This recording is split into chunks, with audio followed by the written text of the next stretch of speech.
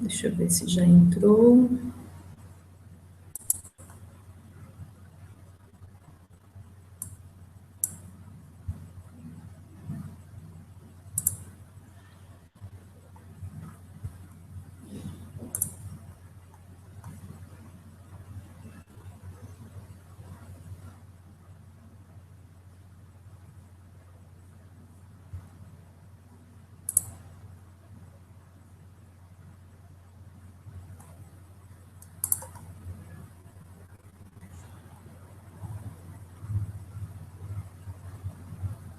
Agora sim.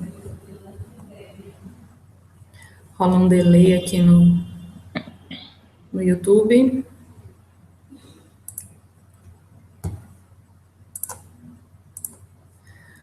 Bom, vamos lá. Gente, vou me apresentar. Eu sou a Mônica Herculano, eu sou editora do site Cultura e Mercado e também sócia e diretora de conteúdo do SEMEC. O SEMEC é uma escola de gestão cultural que existe desde 2010 aqui em São Paulo, hoje na Bela Vista, pertinho do metrô Trianon MASP. E a gente está dando início hoje a uma série de hangouts com professores do SEMEC para falar sobre os assuntos que a gente costuma tratar aqui nos nossos cursos. E a convidada dessa estreia, é a Vanessa Ferrari, editora da Companhia das Letras, que vai estar aqui no SEMEC na próxima semana, de segunda a quinta, ela coordena o curso Mercado Editorial, já é a segunda edição desse curso. Então, a ideia é a gente conversar um pouquinho sobre o que vai ser tratado aqui nas aulas e, obviamente, ampliar um pouquinho esse assunto. E a gente espera que vocês participem. Então, comentem aí nos comentários do YouTube, que a gente vai fazer as perguntas para ela aqui no decorrer dessa conversa. Eu trouxe umas perguntinhas assim para a gente ir aquecendo, para as pessoas irem chegando. Então, bem-vinda, Vanessa, e obrigada. Eu que agradeço. Vamos lá. Eu queria, para a gente começar e dar essa aquecida na conversa, que você contasse um pouquinho da sua trajetória no mercado editorial, como você foi parar e onde você está hoje. Como editora, a companhia foi o meu primeiro emprego como editora.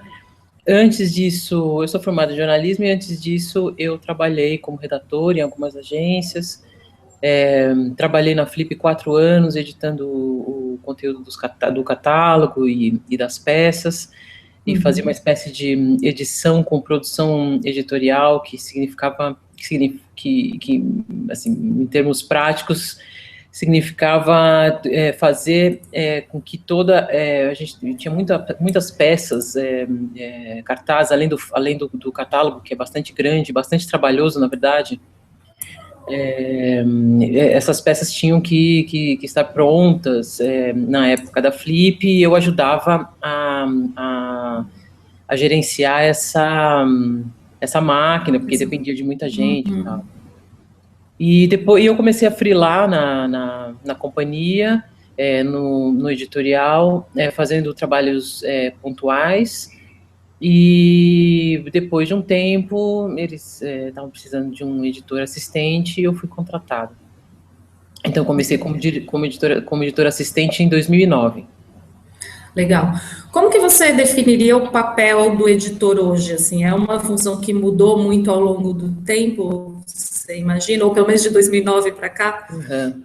Essa é uma pergunta interessante, porque eu acho que o papel do editor mudou porque o mercado mudou muito. Então, o editor tem que acompanhar essas mudanças. O mercado ficou muito mais ágil, e agora a gente tem os fenômenos dos best-sellers que vendem milhões. Então, sei lá, você tem a literatura erótica, tem os livros juvenis que vendem muito, mesmo os livros infantis também tem mais visibilidade agora. Então, eu acho que o editor ele tem que estar olhando também para esses novos nichos.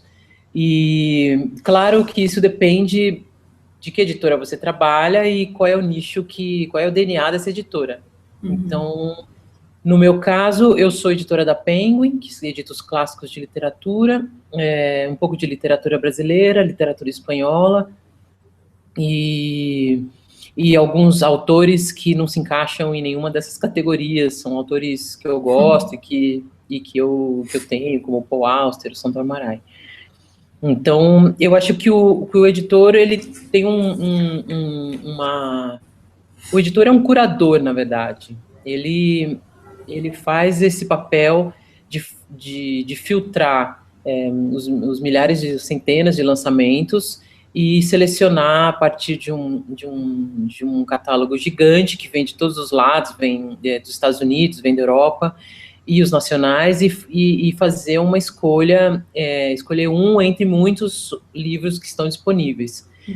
Então, eu acho que esse papel do editor, ele ainda continua, porque o catálogo é bastante a cara do editor e bastante a cara do dono da editora.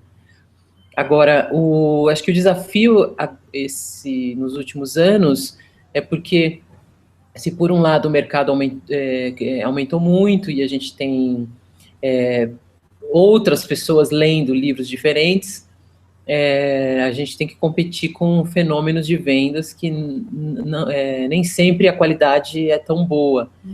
Então, embora seja uma empresa que faça livros, as editoras são empresas com fins lucrativos, então você tem que fazer essa balança entre coisas que vendem bem, entre coisas bastante literárias que a gente sabe que não vão vender tão bem, e livros médios que vendem uma tiragem razoável. O mercado editorial hoje, para além das editoras, né, da concorrência entre editoras, é um mercado competitivo para os profissionais? Assim, é um mercado difícil de entrar? Se eu quero começar nessa carreira e chegar a ser editora de uma editora, como Companhia das Letras, como você vê isso hoje?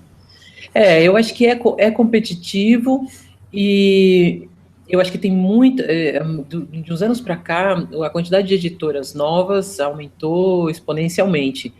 Então, isso é bom para o mercado de editores, mas os editores também têm um perfil, né? Então, quando você pensa num perfil como o da companhia, então acho que não tem tantas editoras que possam contemplar esse mesmo perfil. Claro que há muitas editoras, 34, você tem a COSAC, você tem a Alfaguara, mas se você pensar que o editor tem um perfil, então aí você faz não é que você tem, sei lá, 200 editoras no país, não quer dizer que você tenha 200 lugares para trabalhar, porque os nichos são específicos, né?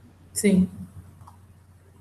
Então é uma coisa, eu acho que para você trabalhar como editora, eu acho que uma qualidade do editor não é que você adora ler, porque quem adora ler é o leitor. Isso não, assim, é claro, gostar de ler não é nem uma coisa que é colocada em questão, porque isso você parte do princípio que todo editor tem um repertório de leitura e que gosta de ler. Então, para quem for procurar emprego no mercado como editor, não vai dar muito certo se a sua qualidade for gostar de ler, porque isso não é levado nem em consideração. Eu acho que a dificuldade de entrar como editor é porque o editor, o editor dentro do departamento editorial, numa editora, digamos, a cereja do bolo de todos os departamentos, assim, se é que a gente pode dizer assim, é uma coisa que as pessoas ambicionam. Então, não é exatamente simples para entrar, mas você pode começar fazendo preparação de texto, fazendo revisão, de conhecer pessoas que estão no meio, de repente você sabe uma vaga, você pode entrar num outro departamento e, eventualmente, tentar cavar uma vaga no departamento editorial. Então, acho que não tem um caminho exatamente um único caminho para você conseguir ser editora. Mas eu acho que estar perto das editoras e das pessoas que trabalham em editora já ajuda muito.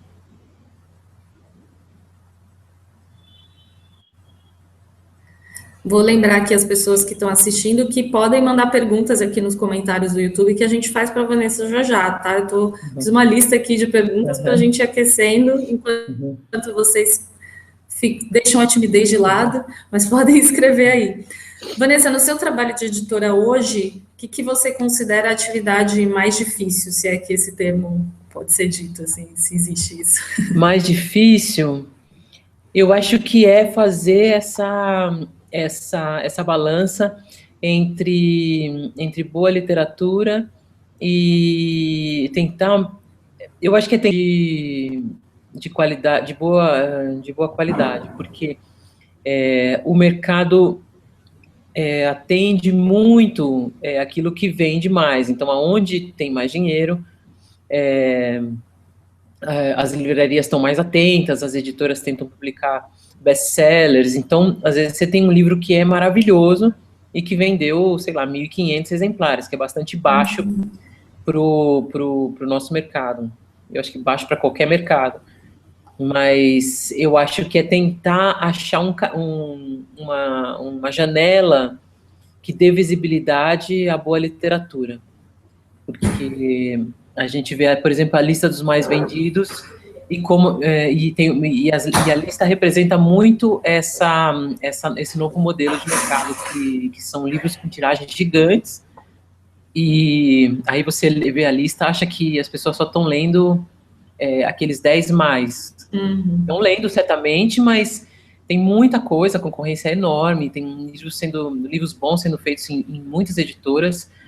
Então, como você vai dar visibilidade para um livro que não necessariamente vai vender muito nas livrarias e vai ser um estouro de mercado? Então, acho que isso é uma dificuldade bastante considerável, assim. A Vanessa vai discorrer mais sobre isso, como se livrar dessa dificuldade no curso aqui, segunda-feira que vem.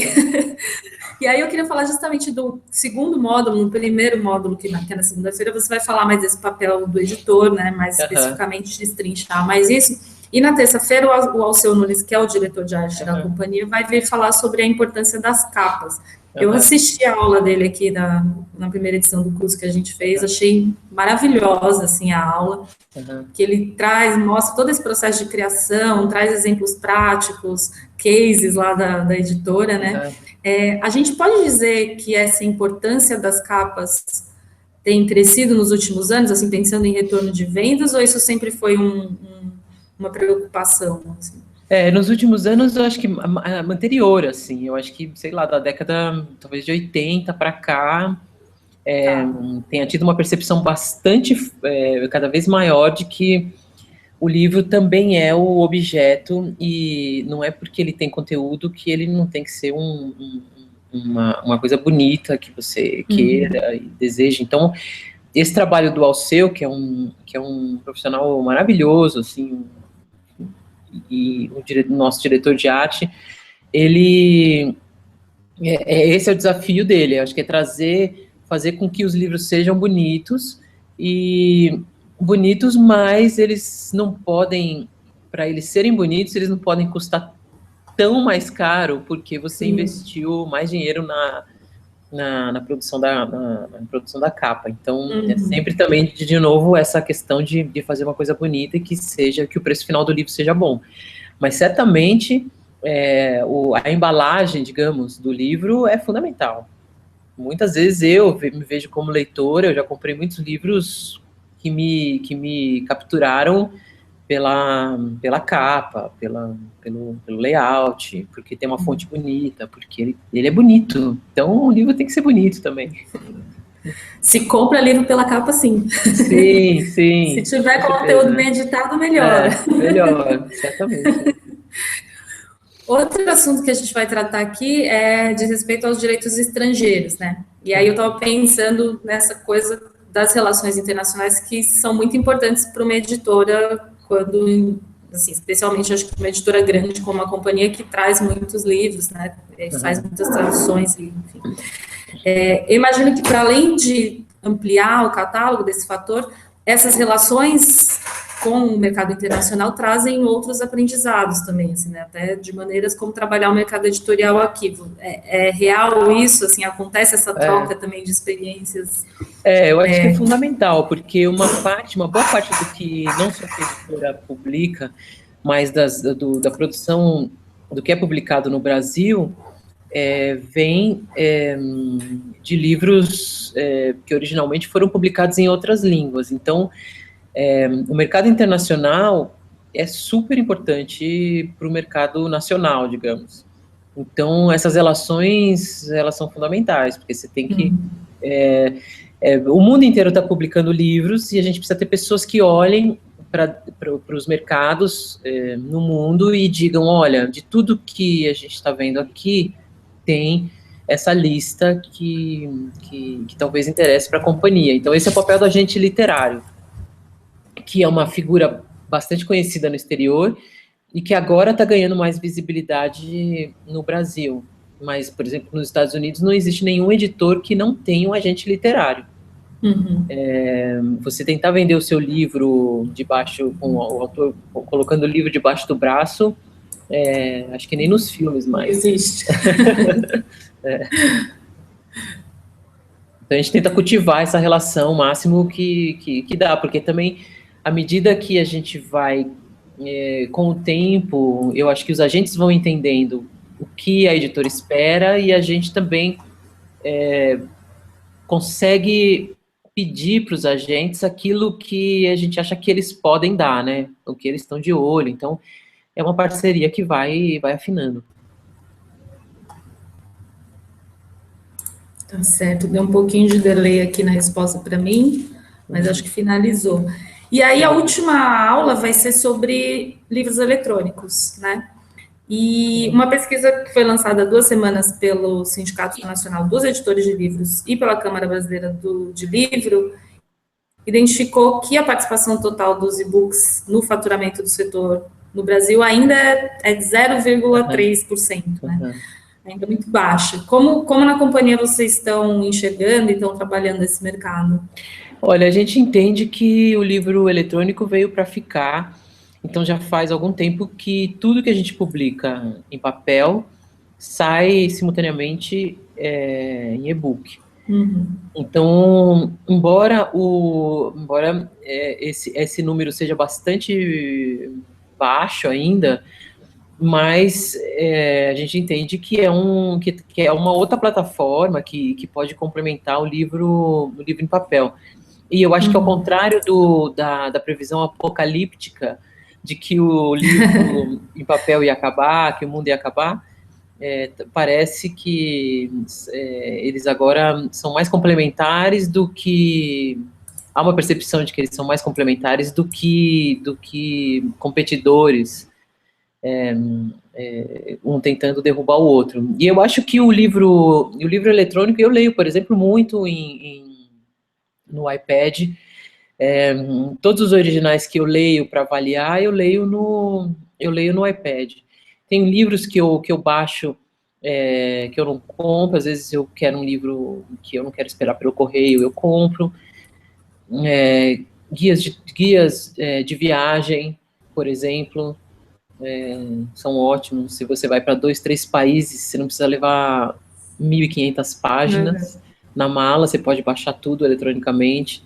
Às vezes é um livro que é um livro que você sabe que vai ser um livro, sei lá, de entretenimento, que você não tem um apego de querer o livro físico na sua prateleira, também você pode baixar. Então eu acho que o leitor cada leitor vai tentando entender aonde o livro eletrônico encaixa na sua vida.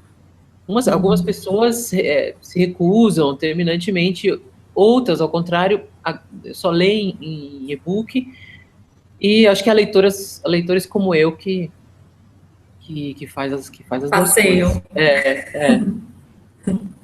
Aquela Bíblia do David Foster Wallace saiu em eletrônico também? Qual? O Graça Infinita? Graça Infinita. Saiu.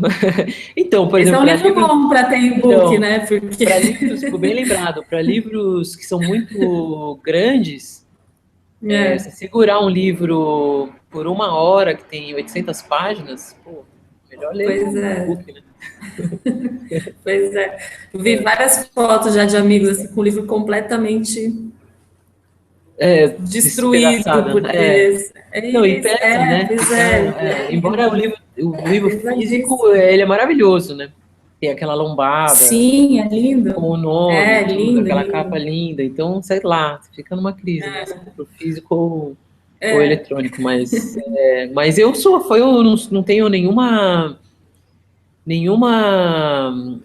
não sou eu que vou fazer uma campanha contra o livro eletrônico, porque não sei o quê. Ainda mais se as pessoas gostam tanto de livro em papel, acho que a gente não tem que se preocupar porque se é uma demanda mundial e um apelo que as pessoas para o livro em papel não acabar, então significa que elas vão continuar comprando livro físico. Então,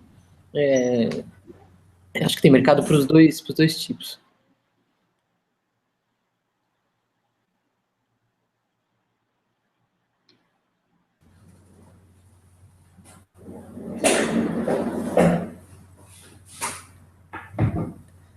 Acho que morreu a internet aqui, É, paralisou tudo. Vamos ver se a você Vanessa volta. congelou. É. Alô, Vanessa. Oi, tô ouvindo. Eu tô ouvindo. Alô. Oi, tô ouvindo? Eu tô te ouvindo, mas você congelou.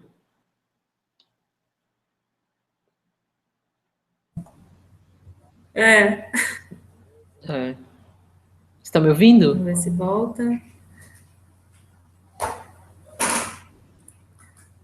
Tô te ouvindo picado. Será que as pessoas estão Sei. ouvindo? Vou Eu tô dar te um ouvindo bem. refresh aqui. Ah, agora tá melhorando, agora tá voltando. Tô te ouvindo bem.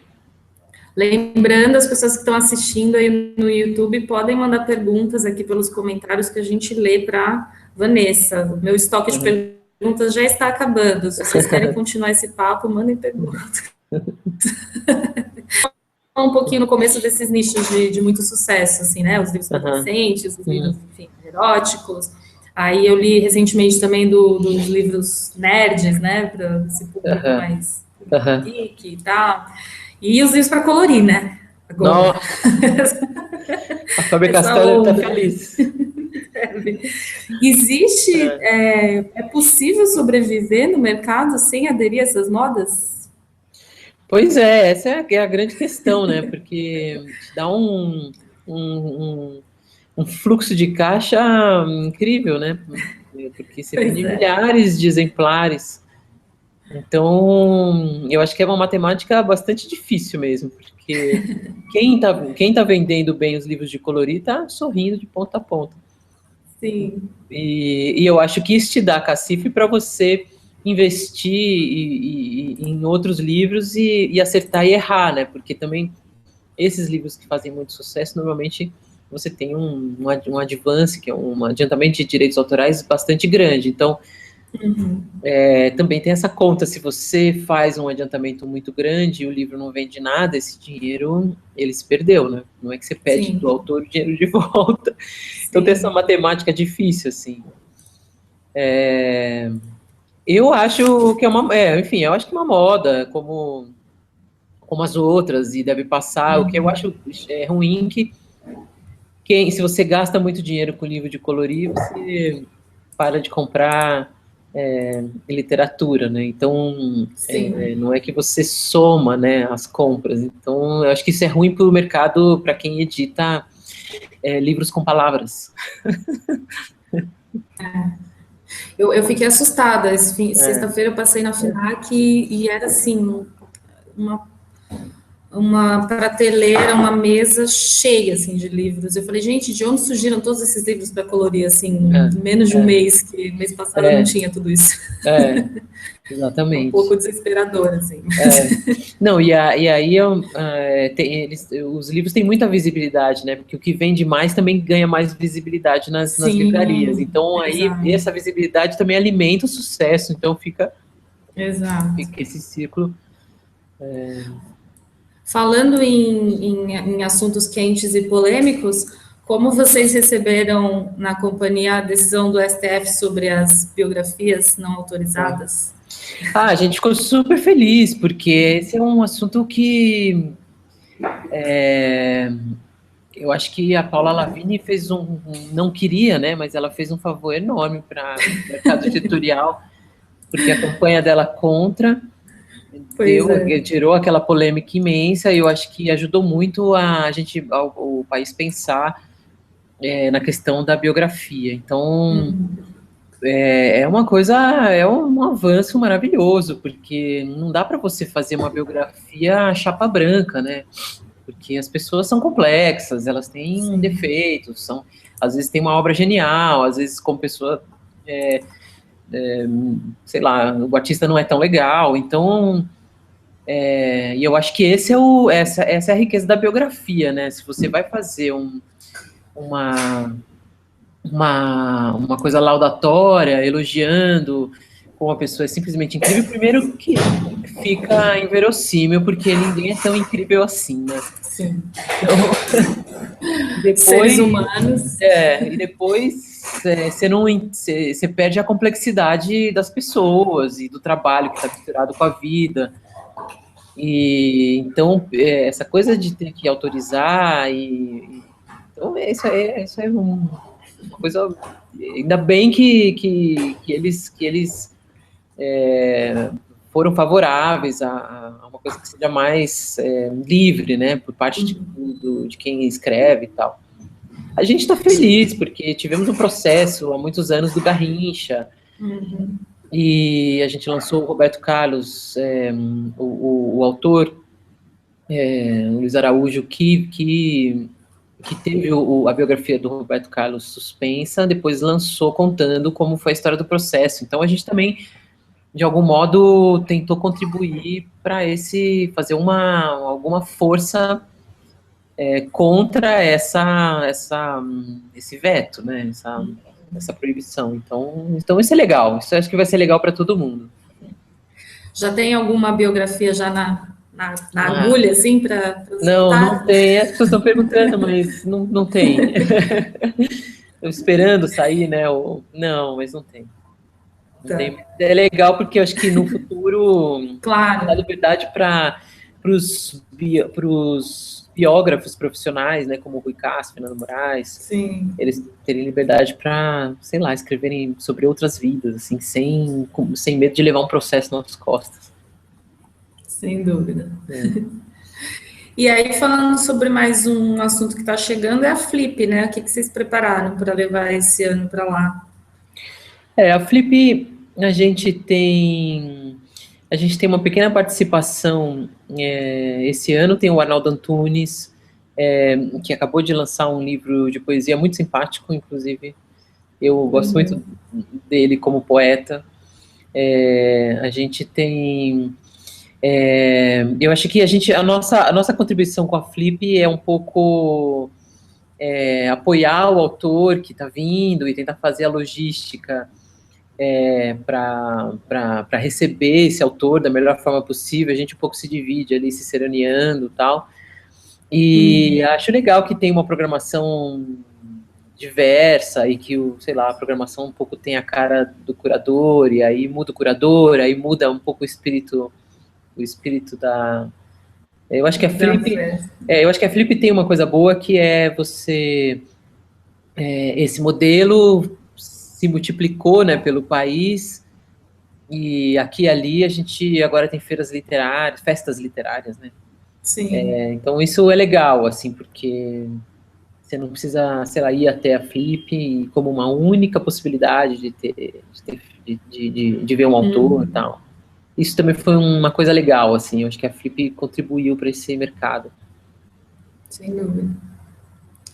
Legal.